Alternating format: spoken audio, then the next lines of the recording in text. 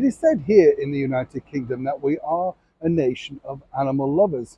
I think that's a little unkind because I think that really applies to many people around the world. We all love our pets, don't we? Whether it be like a goldfish, a cat, or a dog, or maybe something a little bit more exotic. Um, I've had friends who've had, shall we say, exotic fish in huge tanks, and you kind of think, wow, who feeds them?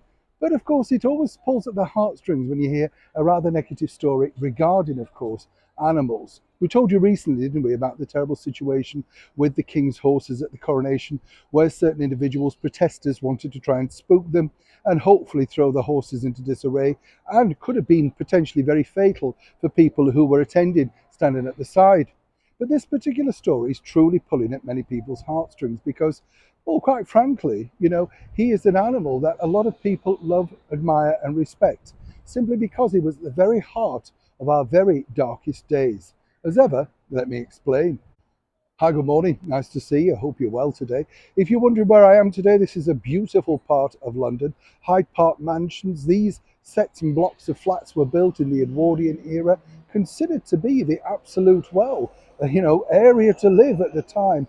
Beautiful red terracotta, still amazing today. Still, dare I say, very expensive as well.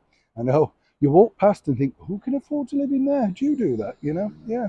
Yeah, I can see. Yes, I can see you do. Yeah, you're like me, you see, we're nosy, aren't we? You kind of wonder who can afford that size flat right in the centre of London. It's literally a stone's throw from Marylebone, so you know what I'm saying, very expensive.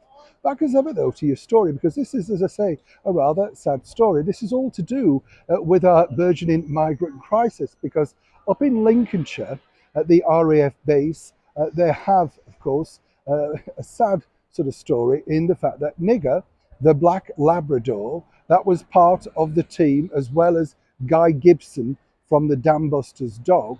Well, apparently, because they're going to be putting migrants up there, they may now have to dig up the remains of Nigger the dog. And obviously, this has upset many people. As you can see, he's got his very special place up there. A lot of people think he should be allowed to rest in peace. After all, if you know the story and you've seen the film, you'll know exactly how upset he was when his master didn't return. And of course, there were lots of problems ensuing with that.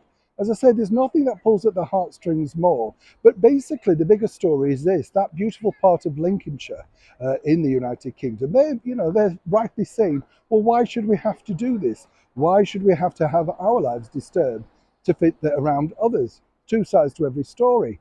Now, others might say it's simply a dog. Does it really matter? I think it does matter because, as I say, Nigger the dog, the black Labrador, really did take his place in the very heart of World War II.